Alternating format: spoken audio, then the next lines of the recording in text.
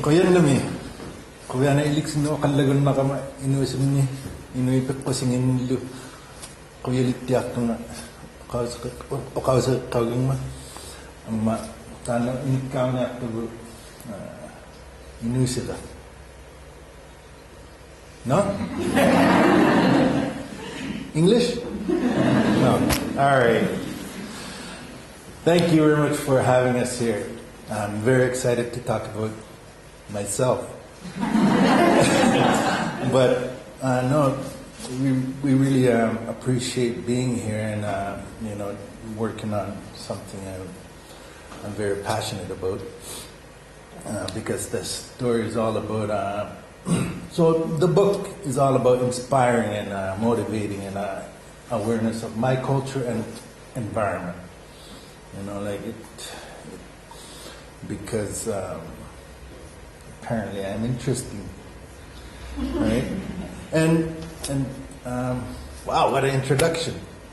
I can see why you're the man of the house. You know everybody's life and everybody's story and everybody's where they come from. And that's an amazing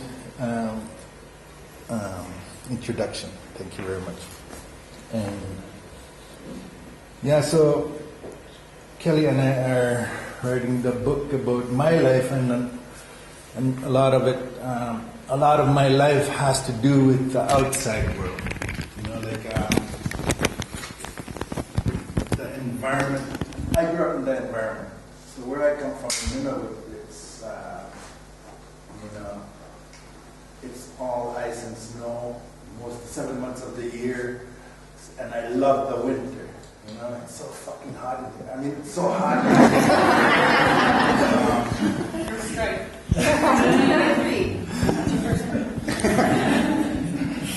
Sorry, I swear a lot.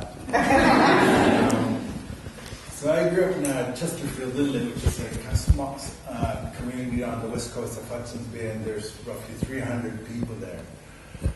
And I'm related to most of them.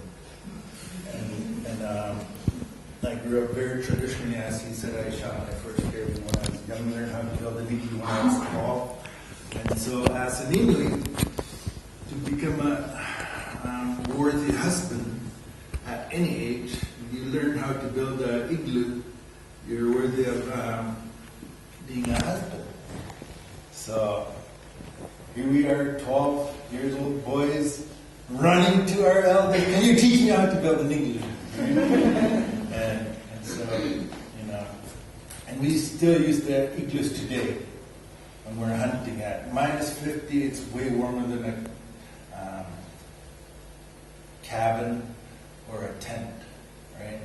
Igloo made out of snow, and all you need is a pana, a snow knife. And I'm very fortunate that I was raised traditionally and able to do this. Yeah, so as you can see, I always break bones. And my dad, there's me and my dad in the first war scratch. And then there's me last year at the flowage looking for seals or whatever that comes up, right? And then now today, I still do a lot of hunting, but today my passion is inspiring. My passion is to share my culture. My passion is to tell my mother's story, my grandmother's story. That's what I'm all about. And so I travel a lot, and I've been awarded or rewarded different things because of my passion for life, So there's me thinking too deep. I was one of the Canada 150 ambassadors on the 150th celebration of Canada. And there's the book I wrote. And I'm known for Inuit traditional games. I competed for roughly 20 years, and I've won over 200 medals internationally and regionally. And now I advocate the sport and what it represents. And yeah, I'm an actor. Have you seen The Terror, the TV show? Your hands up? No? Yeah? I was in the first scene and the 9th and 10th scene. So I opened the TV show and then I closed it. Yeah, and I'm in different movies and other TV shows, but. And I am a professional nerd. So, like Christoph said, most of my work is in oceanics, poetics, ecofeminist thought, and especially regarding the sea and its creatures. A couple of the books that I've got stuff in, Sea and World History, Underwater Worlds, and this one is kind of exciting, Eco-Criticism in the Anthropocene in 19th Century Art and Visual Culture, just came out this week. So in that one, I'm working out some of my Arctic material from a more peer-reviewed perspective, from an actual archive and not a human archive.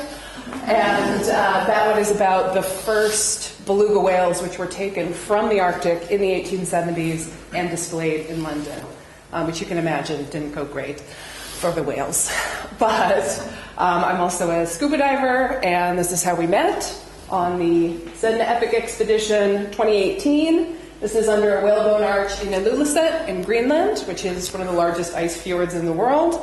And that is where we decided to write the book. But just a quick plug for Sedna. Sedna is the Inuit goddess of the sea, and from her we take our name of our all-women expedition, for which Johnny is the cultural advisor and an honorary woman. So we're 16 women from all different parts of the world and all different disciplines that scout out and document anthropogenic climate change in the circumpolar Arctic. And as a secondary part of that mission, which often ends up being the primary part and the most enjoyable part, is working with Indigenous women and girls in communities in the circumpolar Arctic. So in August 2018, we were in Greenland and Nunavut on Baffin Island, and we met lots of women and girls. And this is from Mitimatalik Pond Inlet, where we did an underwater ROV workshop with some of the town. So let's talk about our actual project that we're doing here. Me. So this collaboration works really well. That's the word I was looking for when I was talking to Fern, yeah. Collaboration about my life story, and why I really like working with Kelly is because she sees my world from the outside world. You know, I could get a writer from home, but you know, the answers and the questions would be different. You know, some questions wouldn't be asked because we understand each other's life. As for Kelly, I love how she sees me from the outside and wants to understand all the details. And as we talk, as we work, when she asks me questions, there's memories that I forgot for many years that come back to me. And so it's very cool. And so we decided the name Outland for my book because most of my life I'm always outland, or everything I do is, you know, throughout the story of my life has to do with outland. And I've seen how, even in my short life, I've seen so much drastic changes in our environment, ice and snow and stuff like that. And so thus the story of my life starts with my last memory before I died is lying in the bottom of the canoe looking at Victor Samdruk's feet, who was driving the canoe.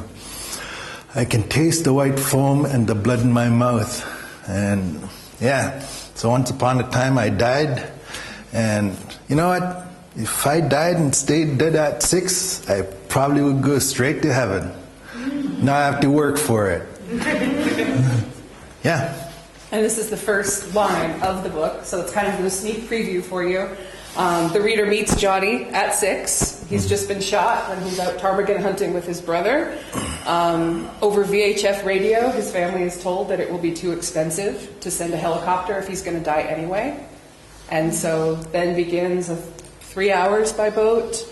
Half an hour snowmobile. And another half an hour snowmobile back to Lulagarchuk. Yeah. Put you on a plane. Brought you to Manitoba. 3 hours airplane ride to the closest hospital. Where I arrived, nurse got me and I was dead on arrival. But she did everything she could to revive me, but she failed. Just kidding. She brought me back to life, and 10 days later, after I recovered home, and then my family and I went hunting that following weekend to celebrate my living. Because no matter what we go through as people, good or bad, we should always live the best way we know how. And so this is where the book begins, with Johnny's death and resuscitation. And that's just one of the first instances in which we see Johnny and his family outland, living the best way they know, and the implications culturally and ecologically of that way of life. So up until this point, where we now have a beautiful office at the RCC and we can just write all day whenever we want, this was how we had been writing the book, over Skype. It was the only option available to us. So for the first year of writing this book, we were Skyping an hour or two a day. Sometimes the connection was good, sometimes it was bad. Often it was bad because we were going from Seattle up to the Arctic Circle. And so there were things that we just couldn't talk about properly when not in person. Sensitive things, as you might imagine.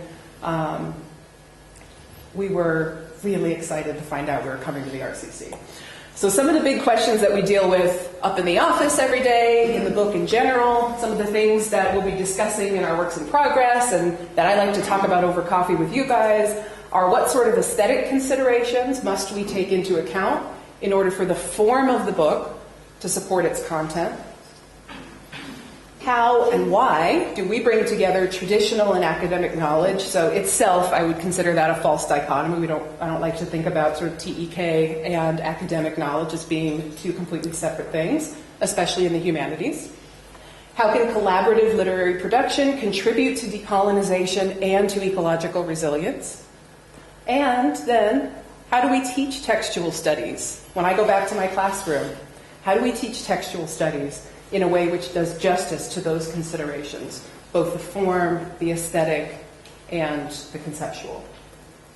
So let's start with aesthetic considerations. How do we avoid reinforcing colonial literary structures? Genre itself is colonial bullshit, right? So how do we avoid doing that in a book which is about decolonization, which is supposed to be, I guess that was strike two, mine's strike two, which is supposed to be a declaration of independence? So in style-wise, we try to honor the oral tradition of Inuit storytelling. Inuktitut was not a written language until Christian missionaries wrote it down in the 19th century. So at its outset, writing a book about decolonization is somewhat contradictory, and so we have to always be aware of that. We like to consider ourselves kind of genre rebels. So the book, our prologue is called This Book is an Igloo. So instead of thinking about a lineage of chapters, one after another, a story that moves in a very linear fashion, we try to think of each chapter or each story as more like a brick in an igloo which supports itself.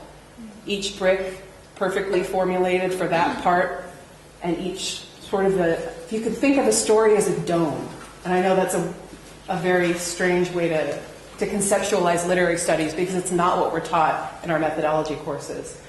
But I want the reader to try to think of a story as somehow being a dome instead of a line. And lastly, we believe that collaboration can be radical, that friendship in writing can be a radical act. So as a thesis, we might say something along the lines of, insofar as literature is vital to decolonization, which in this room is the predicate to the argument, not the argument itself. Plenty of times I have to make that as the argument itself. Multi-author literary production might be especially important as it destabilizes the European and colonial understandings of authorship and thus the individual, the death of the author indeed, but making space for collective, literal, and figurative rewritings of our past, our present, and our future away from delineations between nature and culture. Almost if nothing else, we want the form and the content of this book to reinforce that for Inuit and ideally for all of us, nature and culture are not polar, if you'll forgive the really terrible pun, polar opposites.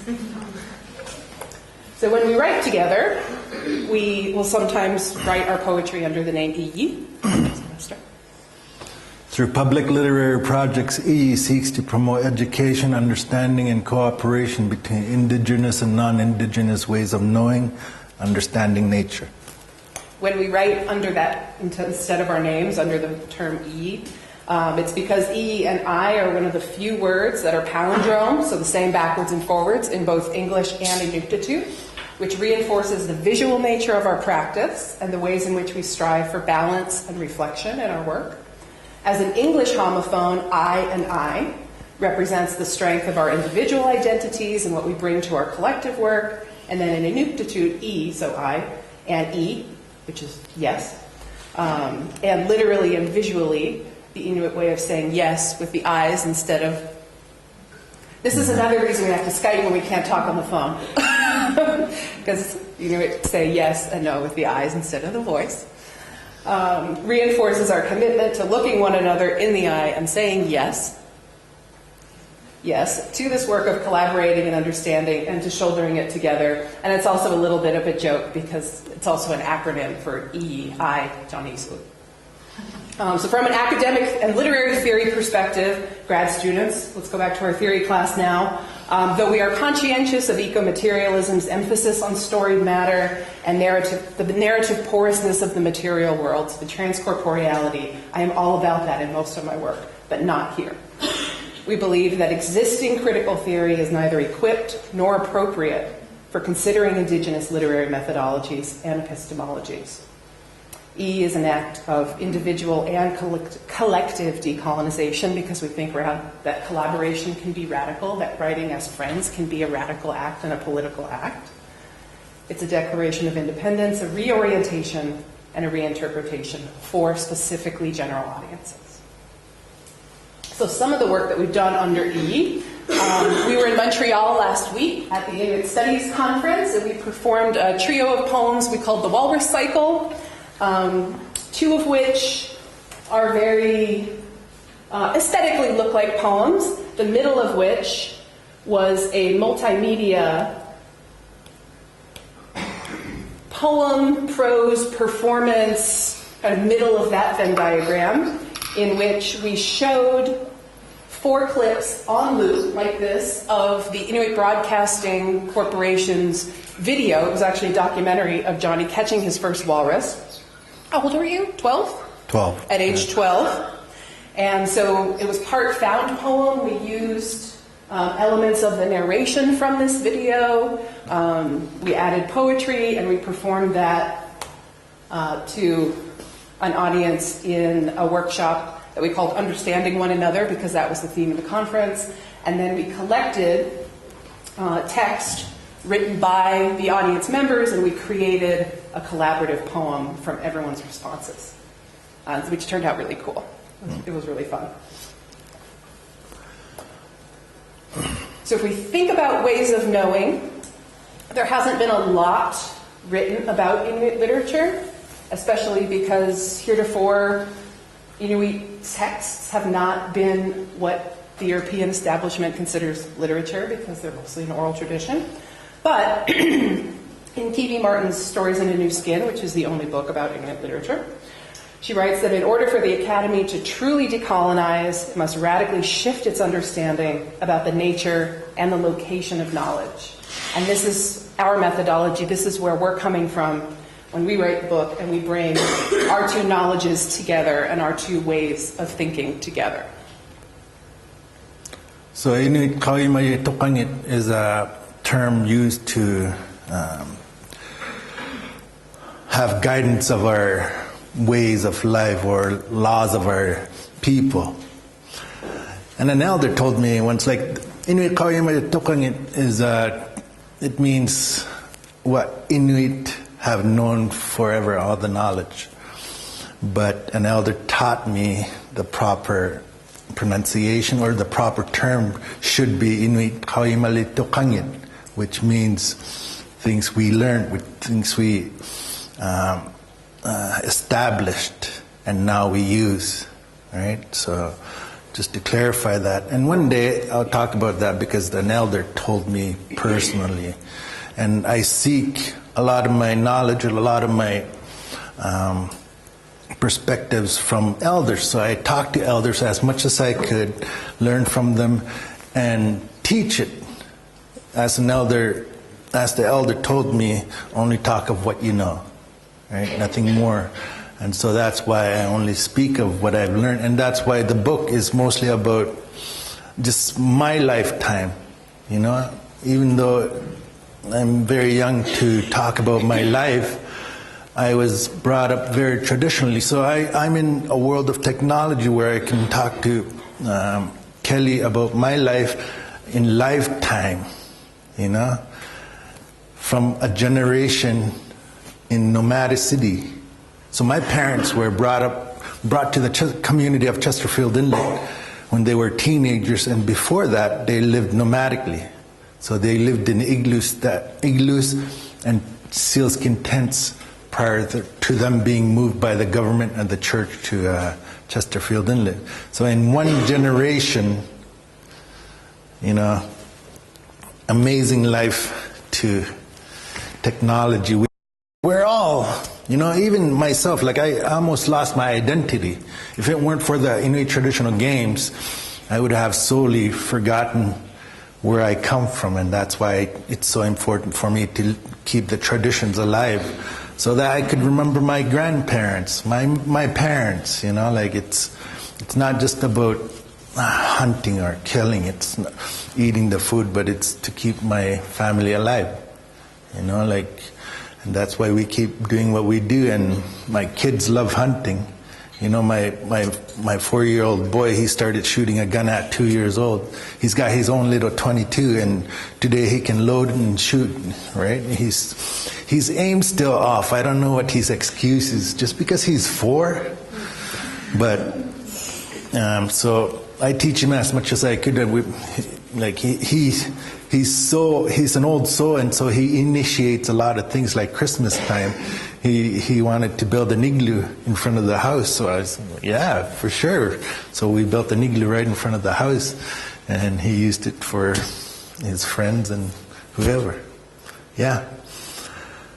Environmental humanities. Mm-hmm. So Downey's knowledge base, the way he's thinking about things, is coming from Isumaqatigiingniq, and I am obviously coming from the environmental humanities, so ecofeminism, eco-materialism, and the middle ground there and how we try to bring that together, I think, is best summarized in the actual etymology of ecology. So oikos, home, ecosystem, the home system, and at the heart of everything we're doing is that we're writing about Johnny's home and what home means, which we play with a little bit in some of our poetry when we say, what is home to a nomad? That the flow edge is not an edge, but a center. And so aesthetically, this has been a really fruitful way for us to think about our work. So just as an example, to give some kind of hard and fast ways for you to think about this, we'll talk about climate crisis a little bit and how it's playing out in Arctic literature, storytelling, and bringing together traditional and academic knowledge. So from, you know, even from my memories from when I was a little boy, you know, in competition I've seen these photos of Inuit traditional games, because some of them are outside, right? And so I seen a picture of us doing games outside, and it was a picture of the background was sea ice, right? And it was July. Right, July of 1985, and the sea was still frozen. And today, the sea ice breaks apart end of May, early June, compared to just not that long ago, right? You know, like today, we're lifetime hunters are falling through the ice. You know, some of them lose their lives, some of them make it. You know, and you know, I grew up very traditionally where my dad taught me to read the sky, the clouds, the ice, the snow, the land, animal behavior. So I was very fortunate at a young age that he not forced it upon me, but gifted me these things. And so when I look at the ice today, I have to second guess myself about, is that safe or not? Like, it's so different compared to just 20 years ago. 20 years ago, I could look at the ice and automatically I know it's safe or not safe, you know, just by, even if it's covered in snow. Today I have to, like, I almost went through the ice a couple of times, and I'm very fortunate. Well, I did go through the ice once or twice, but that one couple of times I would have perished if I hadn't had good eyesight, or I was just very lucky. And today, you know, I wanna start a yearly research stations across the Arctic where every year we have people looking into the ice so that we know where it's safe, where it's not safe. And I want to get that started at some point. If you didn't know this, I'm an explorer in residence recently for Royal Canadian Geographical Society, and there's only 5 of us, and I was the first Indigenous person receiving this award, right? And you can see a photo of me holding, taken by National Geographic about 10 years ago maybe, showcasing what the environment was like 50 million years ago. You know, and now it's become ice and snow, and today it's very, the whole thing is very reverse, you know, and that's why it's very important that we make people understand the climate crisis and do what we can to do our part. Mm-hmm. And the photo John is holding is South Carolina today. So what the Arctic would have looked like 50 million years ago. And so obviously as a literary person, when I hear Johnny talking about reading the ice as a text and how that text has been rendered unreadable by climate change, obviously aesthetically this fascinates me, and this is something we explore a lot in the book, that traditional knowledge hasn't been rendered useless by climate change because, you know, are probably the most adaptable people on Earth, but that you've had to change all that knowledge to keep up with the changing climate. And so another aspect of that is the way that the language itself, that Inuktitut, conceptualizes the connection between land, language, and human. And so with, for example, sila could mean many different things, you know, different depending on my tone of it, my explanation or my sentence of it. You know, it could be talking about outside, the whole outdoors. And if I say, you know, what the condition is, the weather, you know, and all these things, it's, you know, even with our wealth of knowledge, you know, wisdom. So all these things that we take into, how do you say, like, for granted, you know? Everything you learn shouldn't be taken for granted. It's all wisdom. It's all things that you understand wholeheartedly and just share it as much as you could. And, you know, breath. Without breath, we have nothing. So that's why it's important that we fight for the trees, the ocean, the land, the people. That's what it's all about. And the more we collaborate to work together, the more we can accomplish as people. You know, like we just have to agree upon each other. Like sila. Without the outdoors, we're dust in the wind. Is that too deep? So Issaluk. So that part of it means there's Arctic College, like a place of learning, and Issaluk is being open to all the knowledge that you can learn, right? So it can mean many different things, and you know, I'm all about learning different things, trying different things, experiencing different things. Even if it scares the shit out of me, I will try it.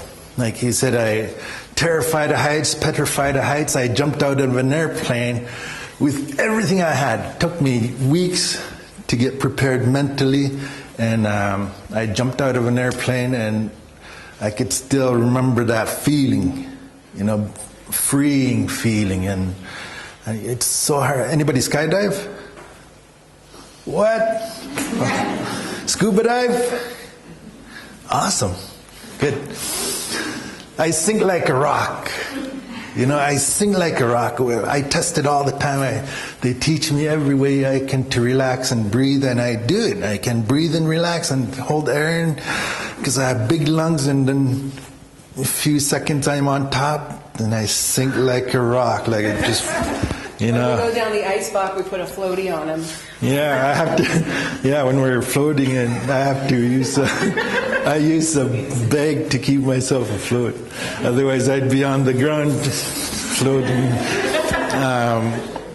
And so, yeah, it's all about keeping yourself open-minded, open-hearted, and, you know, accept that we are different from one another, but we're all here to do a duty. Focus on that and just be happy. You know, like I was just saying, I don't waste my time on sleep. I sleep 3-4 hours, and otherwise, if I sleep more than 4 hours, I'm screwed. You know, like day's fucked. Sorry about my language. I'm a diamond driller helper certified, so I was. You know what? Let's not talk about that. It's in the book.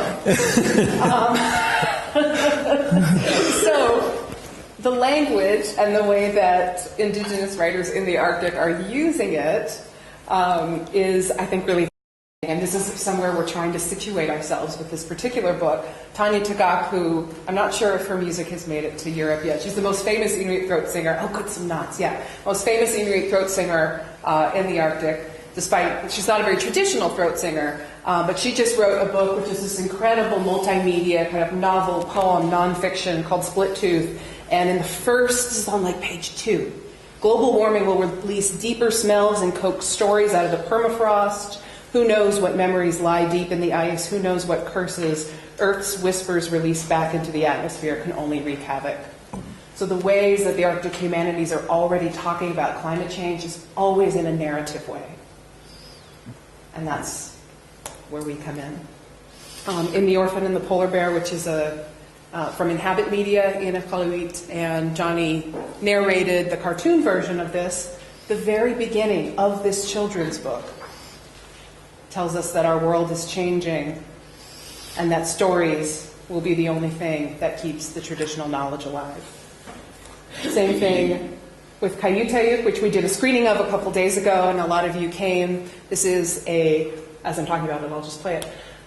This is a short film, 15 minutes, that was an official selection at the Toronto International Film Festival. Stars Johnny and only Johnny, and a dog.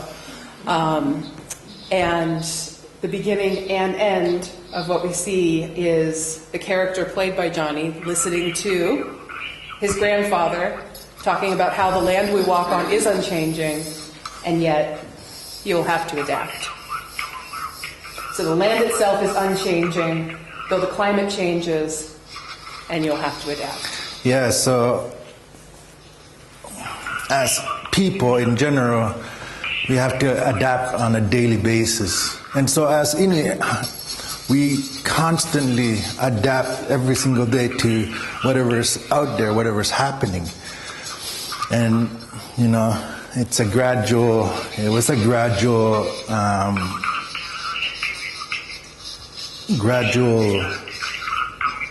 adaptation. And today, it's so rapidly changing that we have to adapt more and more quickly, and we have to collaborate with researchers and scientists, people from the outside, and you know, we're very open to that, but we have to understand each other too. I teach this film in my environmental humanities classes during my Arctic humanities section, and last spring, it was 2018, so I taught it for a special class that I taught on the bicentennial of the first edition of Frankenstein, 1818 to 2018, and so we did a whole class where Johnny Skyped into my class from the Arctic, and the kids asked questions about, mostly it was about things like wrestling polar bears, but we talked a little bit about the movie and the connections to Frankenstein in materiality, narrative, monstrosity, because in the film, Johnny's character commits a transgression against nature, just like Dr. Frankenstein, for which nature ultimately destroys him. Some other texts that have taken this up, Chantal Bidedeau's really incredible Arctic Cycle plays, The Breathing Hole, which was at Stratford Film Festival. You might recognize the two characters here. Stratford Theatre. You guys know Stratford Theatre? It's one of the most prestigious theater in North America. And I was very fortunate to be invited to it. I had a lead role in this story of a polar bear in a life of 500, a span of 500 years. And the story starts with my people in the 1500s. You know, at that time we didn't have dates and times. You know, who brought that up? They're gonna keep us out. I'm sorry. When I was doing my dad's eulogy, there was a lot of swearing too at the church, and I don't think the priests appreciate it. But anyways, so 1500s to 1800 with the Franklin expedition, and then 2030, not that far from now, with oil rigs and oil ships, where the polar bear finally perished because of the environmental extinction, and as sad as it is, that's a very real thing. You guys all know that. Mm-hmm. And one last text that I wish we had time to show you, but I definitely encourage you to go check out from 350.org, commissioned poem by the Greenlandic Inuit poem Akaniviana, with Kathy Jettenel-Kitchener, who I know some of you teach in your literary classes as well. The poem is called Rise, From One Island to Another. It follows the aesthetic trajectory that Akaniviana's home in Greenland is melting and it is flooding Kathy's in the Marshall Islands. And so the metaphor of rise obviously is both the sea level and the political rise that will be necessary in order to mitigate climate change and rebel against our own extinction. So ultimately, what we're hoping to do with this project is to advance Indigenous Arctic literatures, to provide a model for thinking together and for radical collaboration, to create teaching materials in both content and form, to create cultural awareness, which is what Johnny's literally everyday career is, but we're hoping that the book will put this in more schools, etc., showcasing both the predicament in which the rest of the world has placed Inuit, that the people least responsible for climate change are the first ones to feel it already, but also the incredible resilience and adaptability. And we also hope that it will be honest. Of course it will be honest, but that it will be honest but accessible. So we'd like to place this book in K through 12, inspiring youth to care for themselves, for each other, and ultimately for the earth. So, Thank you. Thank you so much. And